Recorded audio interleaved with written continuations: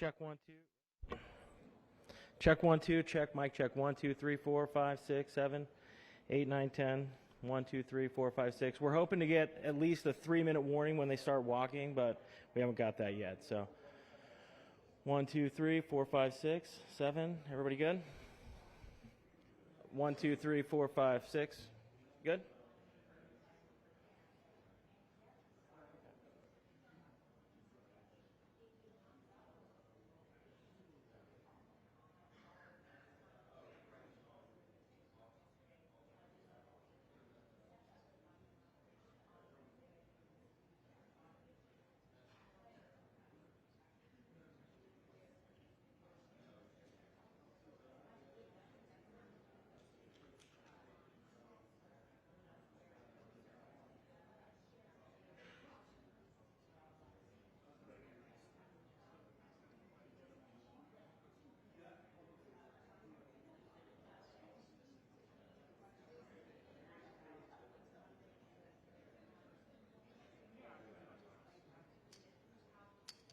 You're right.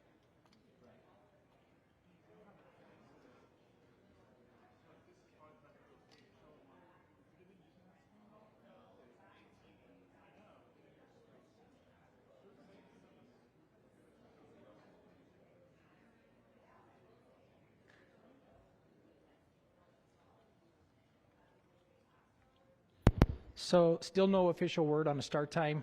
We will try to give at least a 5-minute warning on that, but we'll do our best on that. So.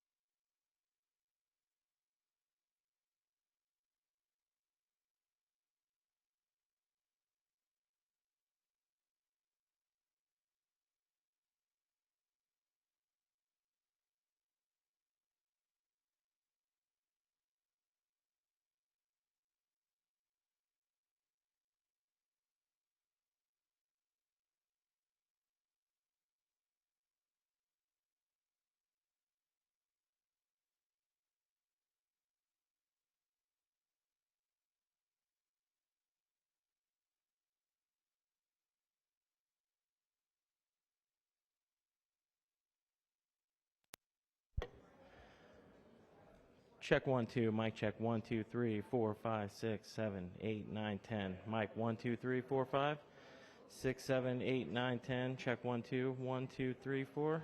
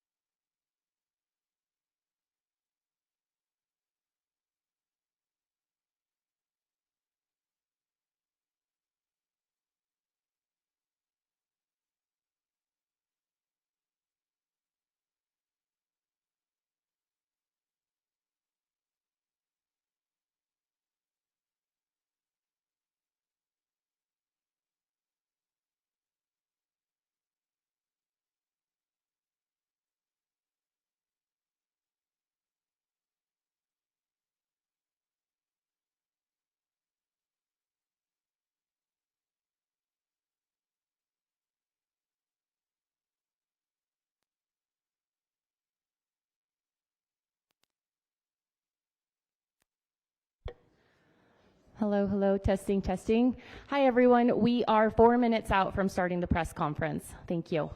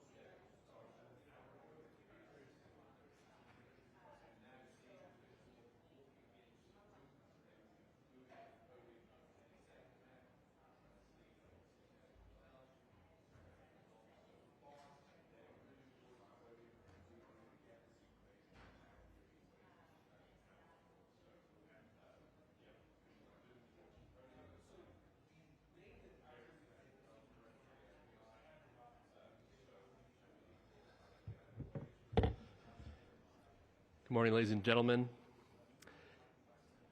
At today's press conference, we will hear from Governor Cox, FBI Director Kash Patel, and Sheriff Mike Smith.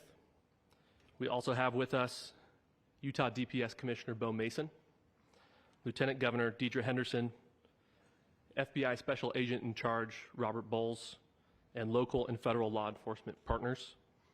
Following the remarks today, Governor Cox, Director Patel, and Commissioner Mason will take questions. Thank you.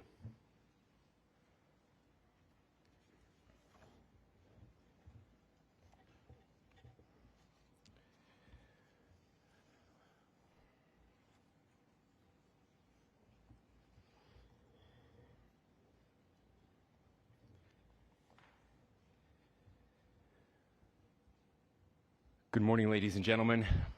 We got him.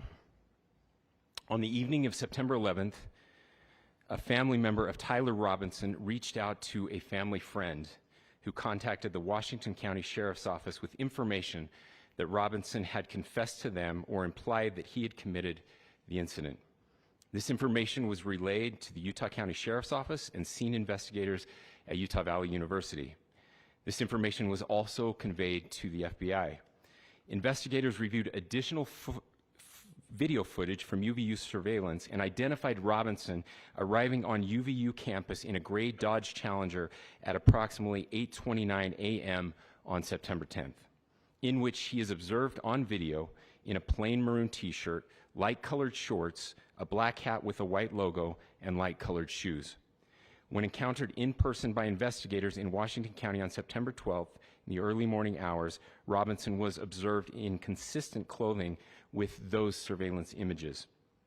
Investigators interviewed a family member of Robinson who stated that Robinson had become more political in recent years. The family member referenced a recent incident in which Robinson came to dinner prior to September 10th, and in the conversation with another family member, Robinson mentioned Charlie Kirk was coming to UVU. They talked about why they didn't like him and the viewpoints that he had. The family member also stated Kirk was full of hate and spreading hate. The family member also confirmed Robinson had a gray Dodge Challenger. Investigators identified an individual as the roommate of Robinson. Investigators interviewed that roommate, who stated that his roommate, referring to Robinson, made a joke on Discord. Investigators asked if he would show them the messages on Discord. He opened it and showed several messages to investigators and allowed investigators to take photos of the screen as each message was shown by Robinson's roommate.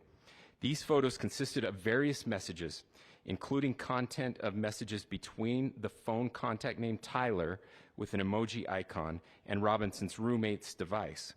The content of these messages included messages affiliated with the contact Tyler, stating a need to retrieve a rifle from a drop point, leaving the rifle in a bush, messages related to visually watching the area where a rifle was left, and a message referring to having left the rifle wrapped in a towel.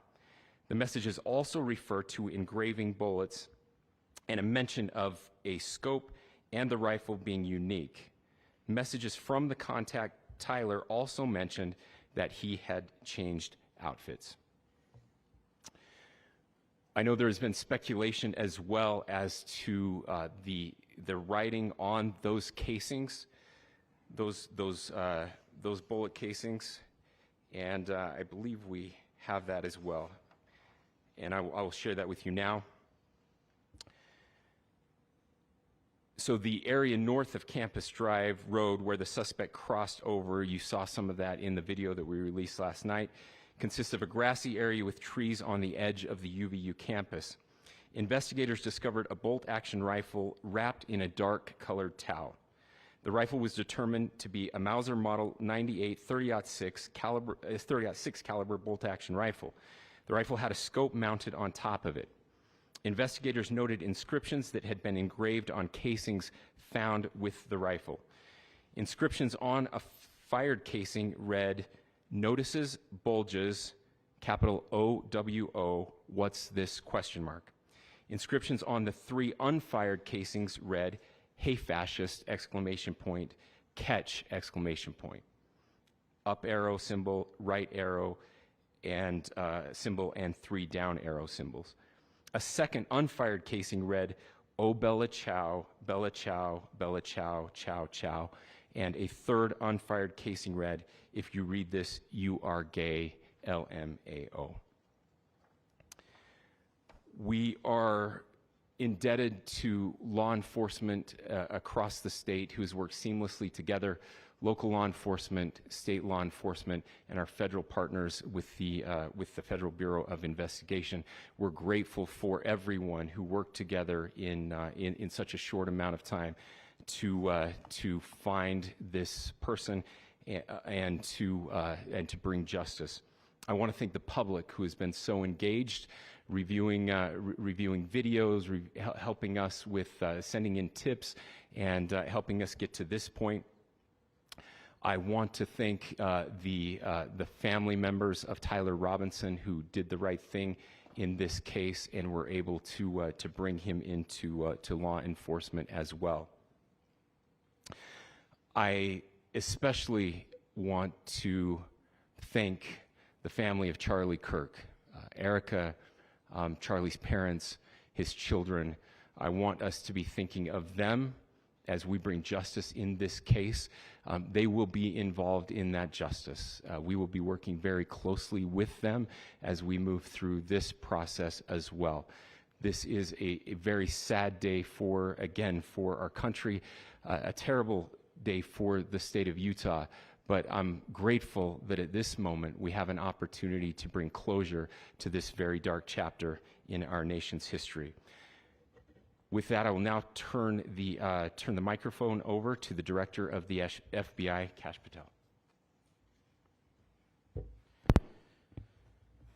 Thank you, Governor. This is what happens when you let good cops be cops. The FBI and our partners are proud to stand here today together to bring justice to the family of Charlie Kirk and honor his memory. I want to express my deep gratitude to President Trump, the Vice President, and the entire White House who have been so incredibly supportive with both resources and just personally to the FBI as a team. They had our backs the entire way, and I just want to express my gratitude for giving us the resources we need to operate in this space to bring this sort of justice at this sort of speed. In 33 hours, we have made historic progress for Charlie. Governor Cox, our partnership has been absolutely incredible these last few days. Our partnership will endure. Your state and local partners, your sheriffs, your DPS community has been unbelievably impressive in the hardest of times. And a case like this cannot be solved, cannot be brought without partnering with your state and local authorities. The FBI has a certain role to play, and we will play that role, and we will lead out for the federal government. But Governor Cox, we are so grateful for your state partnership that led out on this investigation. A little bit of the timeline. Charlie was shot at 12:23 p.m. on Wednesday. The first FBI agents arrived on scene in 16 minutes with chiefs of police at 12:39 and secured the scene. The FBI immediately launched fixed-wing assets. We utilized these assets to transport personnel, specialty technicians, hostage rescue teams. We also utilized these assets to go back and forth from the East Coast and here in Utah to transport forensic evidence and other evidence that will be analyzed and is being analyzed at our FBI laboratories in Quantico and other laboratories, including the ATF. At my direction, the FBI released the first set of FBI photos of the suspect at 10 a.m.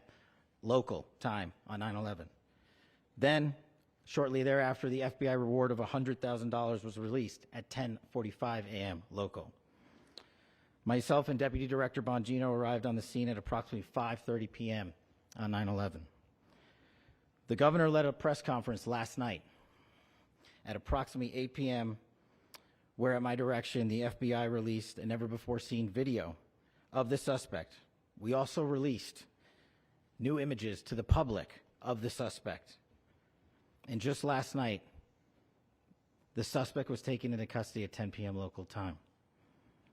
In less than 36 hours, 33 to be precise, thanks to the full weight of the federal government and leading out with the partners here in the state of Utah and Governor Cox, the suspect was apprehended in a historic time period. And I want to highlight what Governor Cox said. This would not have been possible without you, the media, and you, the public. That's why we went so public, so fast, and we're so transparent, and we're committed to that transparency. The crime scene, just a little bit there. It is a large crime scene. State and local authorities, along with federal authorities, processed that crime scene quickly. And I even had the ability to walk through that crime scene and walk through the steps the suspect took to learn more about what was needed and what resources we needed to bear to create a full picture for the FBI and leadership back in Washington. Furthermore, thankfully to state and local partners, forensic evidence has been seized and continues to be garnered.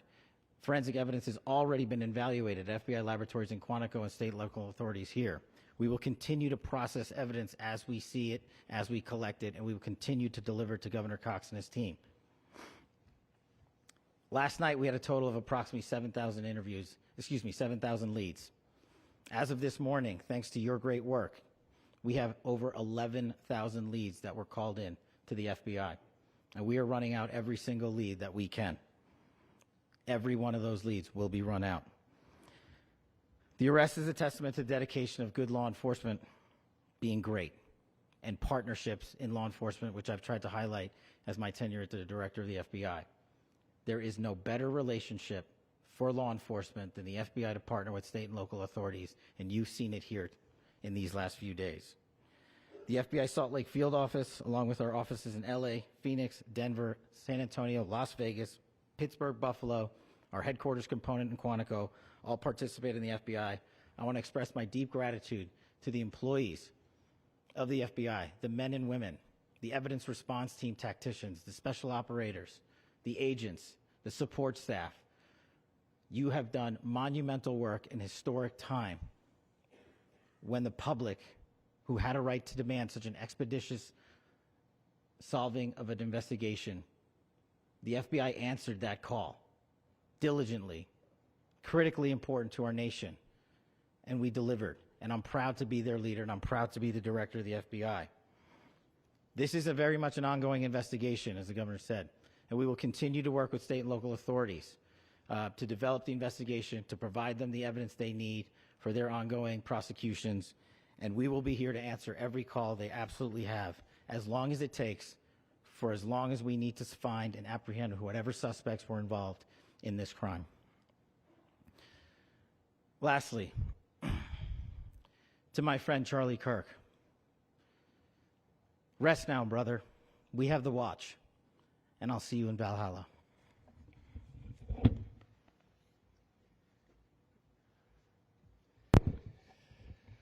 Thank you, and good morning. I would just like to take a few minutes as the sheriff to express my gratitude for everybody who has played a part in this investigation. As you know, it's been a vast, a complicated, and a very, very fast-paced investigation. You're looking at people standing up here who are running on, if they got an hour's sleep in the last couple of days, they're probably lucky. It has been very taxing. It has been so impressive, speaking on behalf of the local law enforcement, to see the cooperation that we've seen in this type of case. Across the state, sheriffs, chiefs, our state partners have stepped up and have come to the call on anything that we needed. Our county chiefs have been phenomenal. Our Utah County Attorney, Jeff Gray, who's standing up here with us, has been phenomenal in leading us through this investigation. I would like to thank the federal government for their resources, their assets. Our local team here, our FBI team, has been extraordinary in helping us work through this and bring this person to justice. Most of all, I would like to thank the public, and specifically, I would like to thank the public who turned to prayers and who turned to positiveness for us. I would like to thank them on behalf of the law enforcement community, because we needed those prayers. That's what we needed to get through this. We needed your support, and you gave it to us. We needed your patience, and you gave it to us. And I would like to thank you for the Kirk family, because that's what they need, is your support and your prayers, and that will get us through all of this. So thank you everybody for everybody that have stepped up. We've had such a phenomenal response to this. Thank you.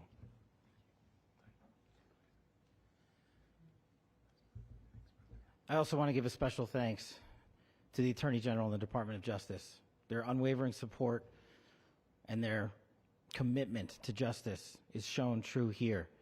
And without AG Bondi and Deputy Attorney General Todd Blanche and the resources they brought to bear, we would not have been able to complete our mission. And I just want to say special thanks. It's an honor to be a part of the Department of Justice. Thank you again to our incredible law enforcement team who has worked so hard. Sheriff, I got a solid 90 minutes last night, so I'm probably the most well-rested person up here.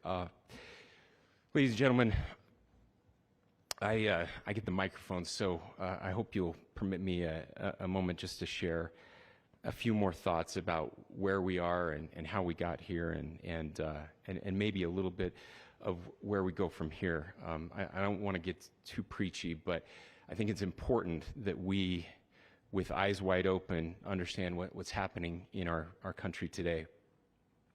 I've heard people say, well, why are we so invested in this? There's violence happening all across our country, and violence is tragic everywhere, and every life taken is a child of God who deserves our love and respect and dignity. This is certainly about the tragic death, political assassination of Charlie Kirk. But it is also much bigger than an attack on an individual. It is an attack on all of us. It is an attack on the American experiment. It is an attack on our ideals. This cuts to the very foundation of who we are, of who we have been, and who we could be in better times. Political violence is different than any other type of violence for lots of different reasons. One, because in the very act that Charlie championed of expression, that freedom of expression that is enshrined in our founding documents, in having his life taken in that very act, makes it more difficult for people to feel like they can share their ideas, that they can speak freely. We will never be able to solve all the other problems, including the violence problems that people are worried about, if we can't have a clash of ideas safely and securely. Even, especially those ideas with which you disagree. That's why this matters so much. Over the last 48 hours, I have been as angry as I have ever been, as sad as I have ever been. And it was, as anger pushed me to the brink, it was actually Charlie's words that pulled me back. I'd like to share some of those. And specifically right now, if I could, I need to talk to the young people in our state, in my state, and all across the country. As President Trump reminded me, he said, you know who really loved Charlie? The youths. And he's right. Young people loved Charlie, and young people hated Charlie.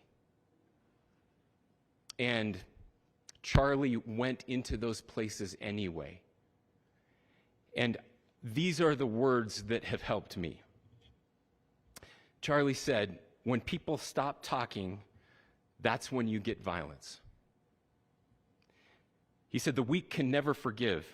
Forgiveness is the attribute of the strong. The only way out of the labyrinth of suffering is to forgive. Welcome without judgment, love without condition, forgive without limit. He said, always forgive your enemies. Nothing annoys them so much.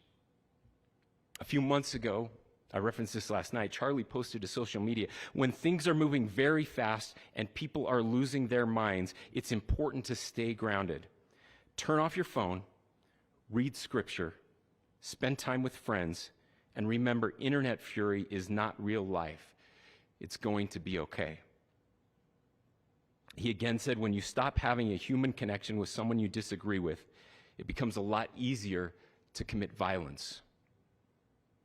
He said, what we as a culture have to get back to is being able to have a reasonable agreement, where violence is not an option. Now, again, to my young friends out there, you are inheriting a country where politics feels like rage. It feels like rage is the only option. But through those words, we have a reminder that we can choose a different path. Your generation has an opportunity to build a culture that is very different than what we are suffering through right now. Not by pretending differences don't matter, but by embracing our differences and having those hard conversations. I think we need more moral clarity right now. I hear all the time that words are violence. Words are not violence. Violence is violence. And there is one person responsible for what happened here. And that person is now in custody and will be charged soon and will be held accountable. And yet, all of us have an opportunity right now to do something different. I want to thank my fellow Utahns. This bad stuff happens. For 33 hours, I was praying that if this had to happen here, that it wouldn't be one of us. That somebody drove from another state, somebody came from another country. Sadly, that prayer was not answered the way I had hoped for, just because I thought it would make it easier on us if we could just say, hey, we don't do that here. And indeed, Utah is a special place. We lead the nation in charitable giving. We lead the nation in service every year. But it did happen here. And it was one of us. But I want you to look at how Utahns reacted the last 2 nights. There was no rioting. There was no looting. There were no cars set on fire. There was no violence. There were vigils and prayers and people coming together to share the humanity. And that, ladies and gentlemen, I believe is the answer to this. We can return violence with violence. We can return hate with hate. And that's the problem with political violence, is it metastasizes. Because we can always point the finger at the other side. And at some point, we have to find an off-ramp, or it's going to get much, much worse. But see, these are choices that we can make. History will dictate if this is a turning point for our country.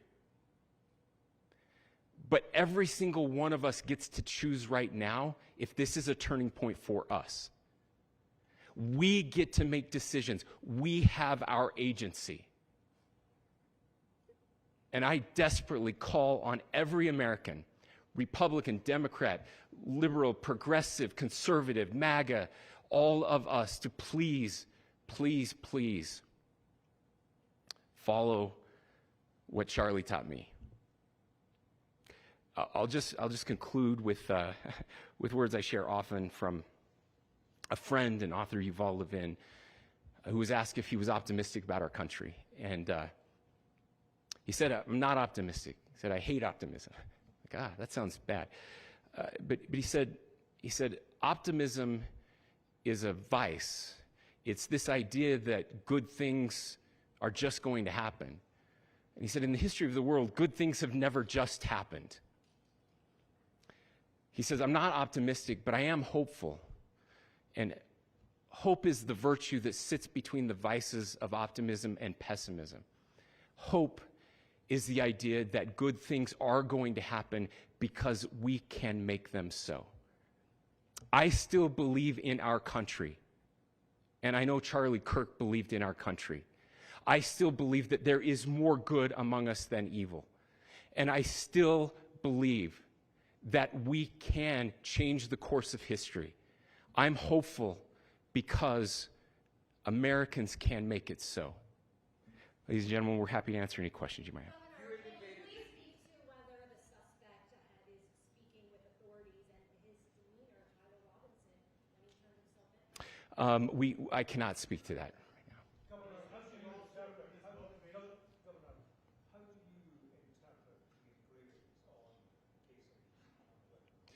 Well, I will leave that up to you to interpret what those engravings mean. I think the clearest one that says "catch fascist," there's not, and by the way, that's like catch like a ball, catch this.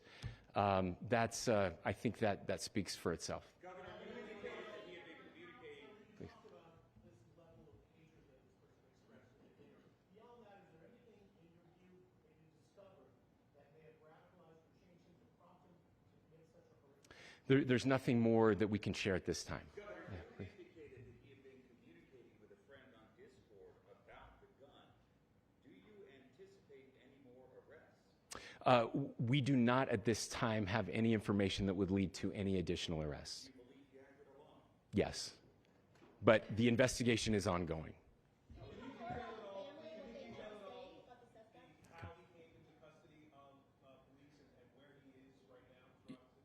Yes, so right now, Mr. Robinson has been booked into the Utah County Jail. You heard the president this morning report that he was taken into custody, that his family and a friend helped to deliver him into custody of law enforcement in Washington County. For those of you that don't know where Washington County is, it is the southwesternmost part of the state of Utah. It's about a 3.5 to 4 hour drive from here, where we are right now, and that's where he lived and where they turned him in. Please, go here. I can't share any more than what I've already shared. Yeah.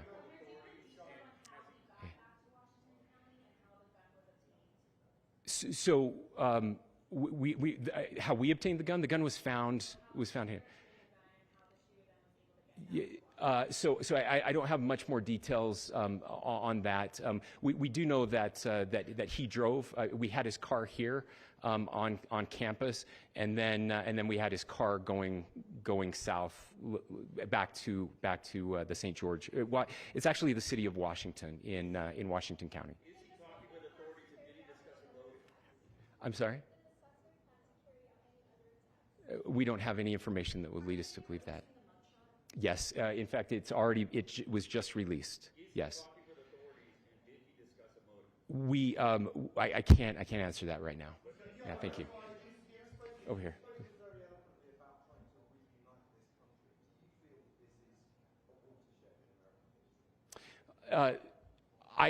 I absolutely believe that this is a watershed in American history, yes. The question is what kind of watershed? And that chapter remains to be written. Is this the end of a dark chapter in our history or the beginning of a darker chapter in our history? Look, I mean, if you look at true political assassinations in this country of someone of this stature, this feels a lot like the late 60s. And having one so gruesomely displayed on camera in all of our hands and in all of our pockets, we are not wired as human beings biologically, historically. We have not evolved in a way that we are capable of processing those types of violent imagery. And by the way, we've seen another one with a gruesome stabbing very recently that went viral. This is not good for us. It is not good to consume. Social media is a cancer on our society right now. And I would encourage people to log off, turn off, touch grass, hug a family member, go out and do good in your community. That is happening, and it's happening organically right now. I had a friend in a small city in Utah who said, we're getting together, the Republicans and Democrats in my little town are getting together to have a discussion last night, just to find a way to find their better angels. So yes, this could be, I mean, again, you have to go back to JFK to have seen a video live of something like this happening. I wasn't born until 1975, but I know that things were really dark in the late 60s. Sorry to some of you. I know some of you were there. This is our moment. Do we escalate, or do we find an off-ramp? And again, it's a choice. It's a choice, and every one of us gets to make that choice. Two more questions right here. Could we clarify that the release of those enhanced images at 8 p.m. the timeline that Director Patel gave us led to the arrest at 10 p.m.? Is there a direct connection between those two events? I cannot comment if there is a direct connection or not, but all I can say is that through some process, the family came to know that this had happened. One more thing, Governor. Could you just clarify the clothing issue you mentioned earlier? Was he changing outfits? Correct. Yes. So when he's first spotted on campus, he has different clothing on, and then he changes clothing on the roof, and then changed back into that clothing at some point, so that when he was apprehended, when he was arrested, the clothing matched the clothing he had on before the shooting here at UVU. Last question here. Yes.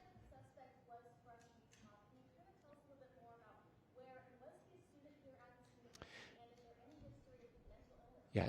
So I don't have any information on the mental illness part. He was not a student here at UVU. He was living and had lived for a long time with his family in Washington County, in the southernmost part of our state. Thank you, everyone, for your great work in getting this information out. I just say, process-wise, this may be important. I know many of you aren't familiar with the process in Utah. I think it's important that you understand that. Basically, we have 3 days for charging documents to be filed. A CI will be filed. We'll have more information then, more detailed information as those charging documents are filed in preparation for a preliminary hearing. So 3 days. So we would anticipate then that early next week those charging documents will be filed. We will obviously be working. The county attorney will be working very closely with Mr. Kirk's family as those documents and decisions are prepared and made. Thanks, everyone.